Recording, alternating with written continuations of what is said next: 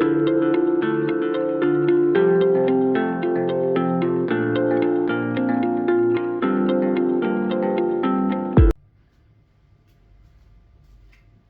alaikum everyone. My name is Abdullah Rauf and you are watching my YouTube channel Physics Blend with Physics with Abdullah Rauf. बेटा last time हमने ये बात पढ़ी थी कि thermodynamics हमने शुरू किया था जिसमें हमने वर्क डन के बारे में पढ़ा था सिस्टम के अंदर और हीट के बारे में पढ़ा था कि हीट क्या होती है वर्क डन क्या होता है। जिसने वो वीडियो नहीं देखी पहले बेटा वो वीडियो देख लें तो आपको इंशाल्लाह इंटरनल एनर्जी भी बहुत अच्छी तरह समझ आ जाएगा। बेटा तीसरे टर्म हमारे पास है इंटरनल एनर्जी।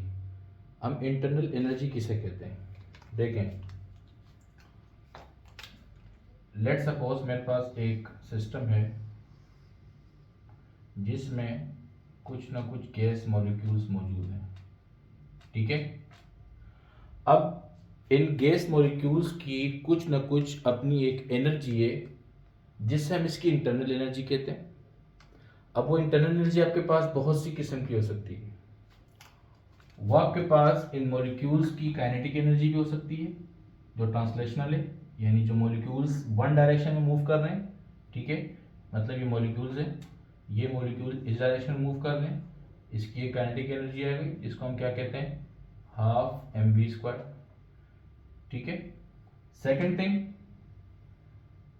एक आपके पास होती है काइनेटिक वाइब्रेशनल एनर्जी, क्योंकि बेटा जब मॉलिक्यूल्स वाइब्रेट कर रहे हैं, बैक एंड फोर्थ मोशन कर रहे हैं, टकरा रहे हैं और वापस एक दूसरे से आ रहे हैं, वॉल से टकरा के वापस आ रहे हैं, तो उनके पास कुछ ना कुछ वाइब्रेशनल काइनेटिक एनर्जी है। तीसरी हमारे पास इसमें कौन सी है रोटेशनल एनर्जी, क्योंकि आपको पता है गैस मॉलिक्यूल्स हैं। अगर डायटोमिक गैस है या आपके पास पॉलीएटॉमिक गैस है तो बेटा पॉलीएटॉमिक गैस और डायटोमिक गैस के पास मोशन सिर्फ वन डायमेंशन नहीं होती, वो टू डायमेंशन मोशन भी करता है, थ्री डायमेंशन मोशन भी करता है। तो इसी वजह से कि जो मॉलिक्यूल्स है उसमें रोटेशन भी होगी और उसकी रोटेशनल काइनेटिक एनर्जी क्या होगी कि मॉलिक्यूल जो है वो ऐसे भी मूव करेगा, मॉलिक्यूल्स की जो मोशन है बेटा वो इस तरह भी होगी और मॉलिक्यूल्स की मोशन इस तरह भी होगी, तो उसकी जो रोटेशनल काइनेटिक एनर्जी हो जाएगी वो आपके पास क्या हो जाएगी half I omega square. I is nothing but it is the moment of inertia, ठीक है। तीसरी चीज आपके पास, चौथी चीज की आपके पास क्या है पोटेंशियल एनर्जी। अब आपको पता है कि गैस मॉलिक्यूल्स के अंदर जो फ्री है इलेक्ट्रॉन जो मूव कर रहे हैं एटम से जो फ्री हो चुके हैं या न्यूक्लियस में जो इलेक्ट्रॉन के पास मूव कर रहे हैं, तो बेटा इलेक्ट्रॉन और न्यूक्लियस के बीच के पास जो फोर्स ऑफ अट्रैक्शन है this is the potential energy of the system. And number आपके पास कौन सा है, number fifth is potential energy of force of attraction. आपको पता है कि किसी भी सॉलिड्स के अंदर, जिस तरह मैं अगर आपको बात करूं तो आपको पता है सॉलिड्स के अंदर फोर्स ऑफ अट्रैक्शन सबसे ज्यादा होती है कि मॉलिक्यूल्स एक दूसरे के ऊपर टग ऑफ वॉर की तरफ फोर्स अप्लाई कर रहे होते हैं। लिक्विड में ये फोर्स कम होती है, गैसेज में ये फोर्स सबसे ज्यादा कम होती है, लेकिन होती तो है। तो एक पोटेंशियल एनर्जी कौन सी होगी फोर्स ऑफ अट्रैक्शन वाली, एंड आपके पास एक छठी एनर्जी कौन सी होगी binding energy between the molecules. तो इन सब की तब एनर्जी को आप क्या कहते हो internal energy of the system. But remember one thing कि हम कभी भी किसी सिस्टम की इंटरनल एनर्जी पता नहीं कर सकते बेटा, उसकी वजह ये कि हमें उस सिस्टम के हर मॉलिक्यूल्स का रेस्ट मास पता करना पड़ेगा, ठीक है। This is due to the modern physics. But remember thing कि हम कभी भी इंटरनल एनर्जी सिस्टम की पता नहीं कर सकते, अलबत्ता हम चेंज इन इंटरनल एनर्जी पता लगा सकते हैं। वो हम कैसे पता लगाएंगे, which is the formula delta V U is equal to N C V delta T, ठीक है। इस फॉर्मूला को आगे जाके एक्सप्लेन करते हैं और मजीद आपको कुछ इंपॉर्टेंट पॉइंट बताते हैं।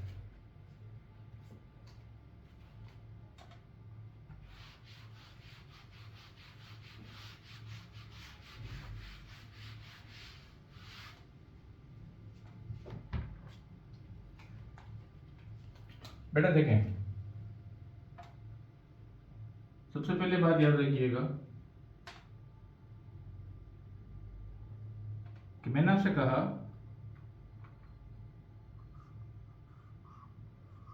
इंटरनल एनर्जी हमारे पास क्या आ रही थी N C V delta T. बेटा यहाँ पे एन क्या है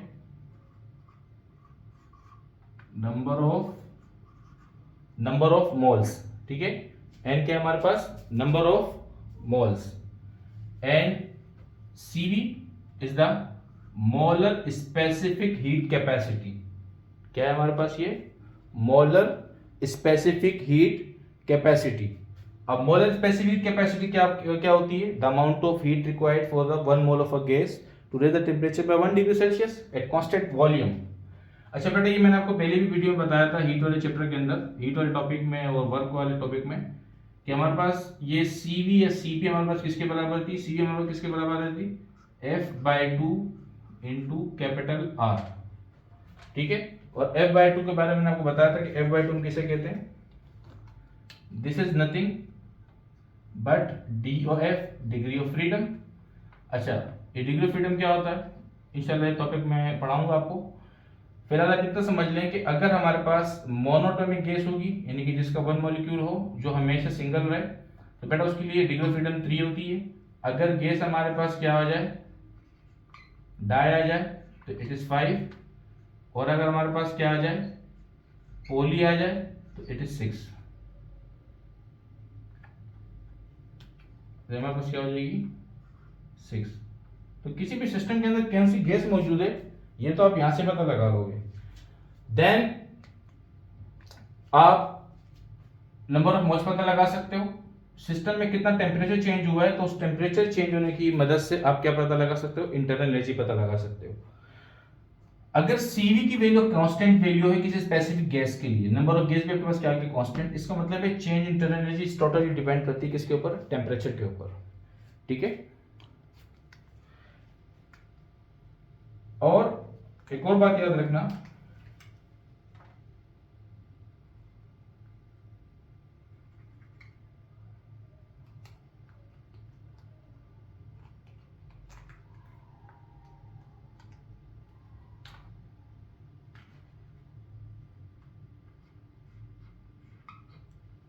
it is a state function. ये क्या है? State function. मैंने आपको पिछली वीडियो में बताया था स्टेट फंक्शन किसे कहते हैं, किसे नहीं कहते। बेटा स्टेट फंक्शन वो होता है कि जो सिस्टम की इनिशियल और फाइनल स्टेट पे डिपेंड करता है। वर्क एंड हीट हमारे पास स्टेट फंक्शन नहीं था, क्योंकि बेटा वो पाथ पे डिपेंड कर रहा था, इनिशियल फाइनल स्टेट पे डिपेंड नहीं करता। इसी वजह से हमारे पास जो इंटरनल एनर्जी है वो सिस्टम के इनिशियल और फाइनल स्टेट पे डिपेंड करती है।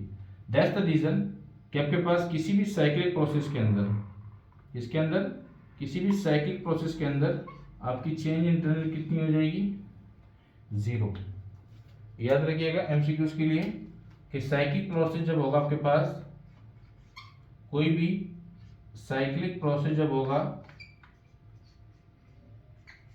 उसके अंदर आपके पास चेंज इंटरनल एनर्जी क्या होगी? 0। साइक्लिक प्रोसेस में क्यों? क्योंकि साइकिल का इनिशियल और फाइनल पॉइंट सेम होता है। जिस पॉइंट से सिस्टम शुरू हुआ है, काम शुरू हुआ है, उसी पॉइंट के ऊपर काम क्या हो रहा है? खत्म हो रहा है। दैट्स द रीजन कि जब उसकी फाइनल और इनिशियल स्टेट सेम रहेगी तो बेटा उसका चेंज क्या हो जाएगा? 0। ठीक है, यहां तक बात समझ आ गई। और एक और पॉइंट याद रखिएगा,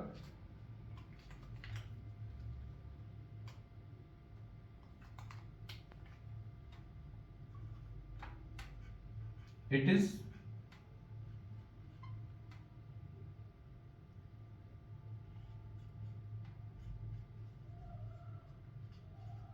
एक्सटेंसिव प्रॉपर्टी।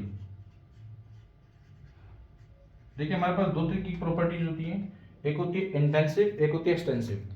इंटेंसिव हम कहते हैं कि जिस जो क्वांटिटी किसी अमाउंट ऑफ मैटर पे मैटर डिपेंड नहीं करती, यानी कि सिलेंडर के अंदर मेरे पास जितनी भी गैस मौजूद है, अगर एक अमाउंट ऑफ मैटर पे डिपेंड नहीं करती तो कहते हैं इंटेंसिव प्रॉपर्टी। एक हमारे पास होती है एक्सटेंसिव प्रॉपर्टी, जो अमाउंट ऑफ मैटर पे क्या करती है? डिपेंड करती है। तो इंटरनल एनर्जी हमारे पास क्या है बेटा? एक्सटेंसिव प्रॉपर्टी है, क्योंकि डिपेंड करती है अमाउंट ऑफ मैटर पे। ठीक है, तो आपने आज क्या सीखा? Number 1 thing, that internal energy is the total energy of the system, which is kinetic energy, translational, vibrational, rotational, potential energy between the electron and nucleus, potential energy of force of attraction, and the binding energy of the system. ठीक है, and the last point important याद रखिएगा, for ideal gas,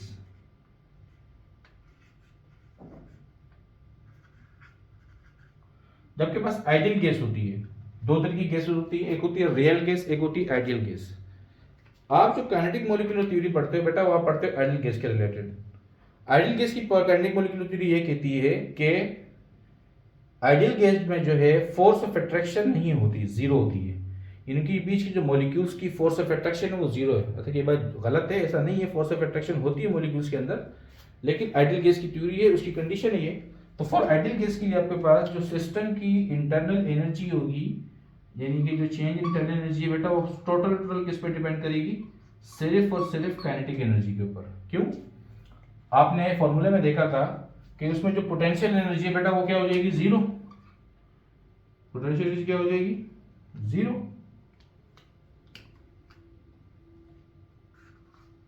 potential energy क्या हो जाएगी?